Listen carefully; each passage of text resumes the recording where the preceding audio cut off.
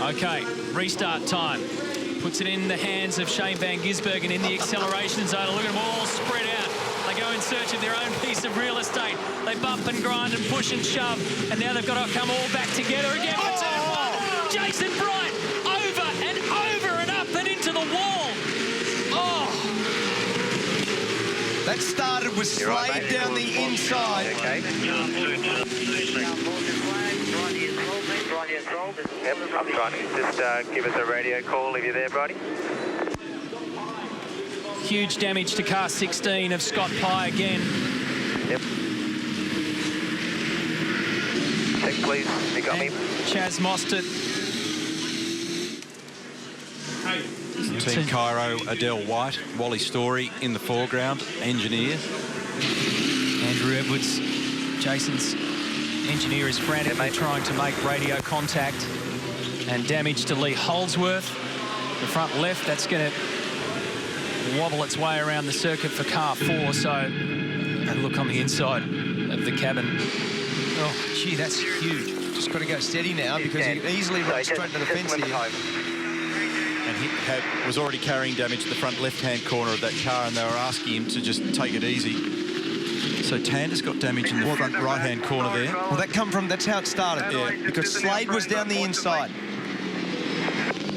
That's how it started. So Slade was down the inside with Tander and Courtney, 3 abreast, team cars. Van Gisbergen's come in, by the way. Switch it off right now. He's out of the car. Jason Bright, okay. Scott Pye's out of the car as well. Fantastic. So this was the race leader.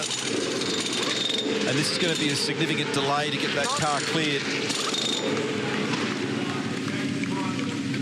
Bridie was involved in a pretty big crash at the Bathurst 12 hour that he wound up in hospital for. He was checked out and okay. So that's 2 enormous shunts in the space of just a few weeks. The hard thing when you're upside down in the belts is actually to be able to safely manoeuvre yourself out of the car. When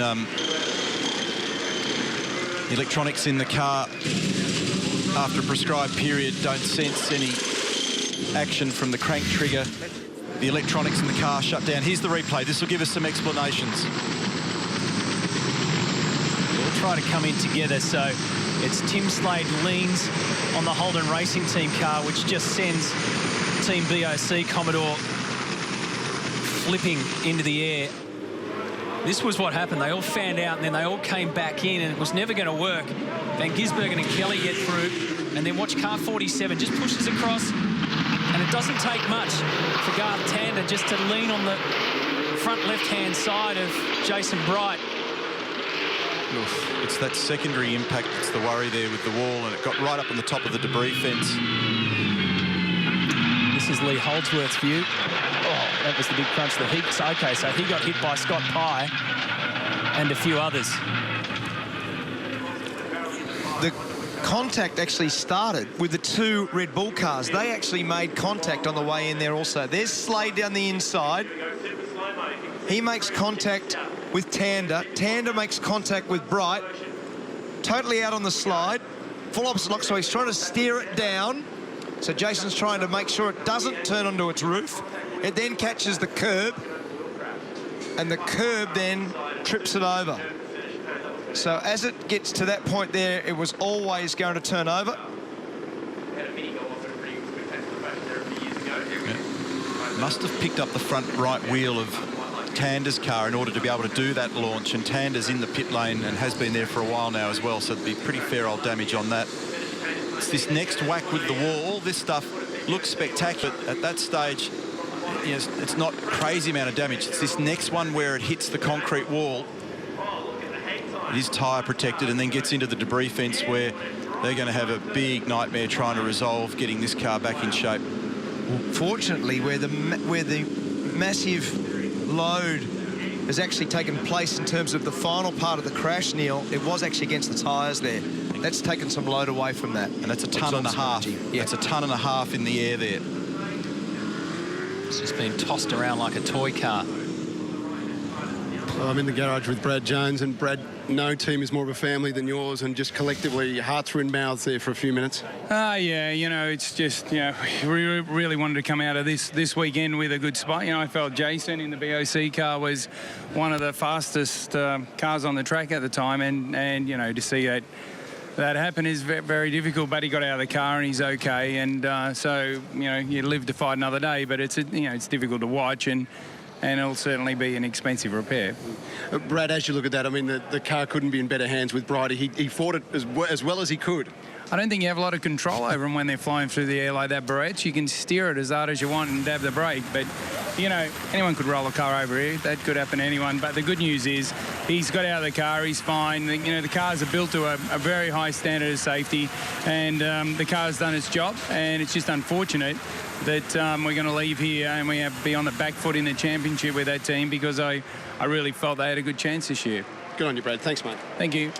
Another bloke we'll talk to, Tim Edwards, principal down here at FPR, Ford Performance Racing. Amazing how this game can just turn like that, isn't it, mate? You had your pit stop drama, well, not a drama, a decision you had to make with Frosty, and then, of course, Chaz out there. Now, we saw him trying to limp home. What finally pulled him up?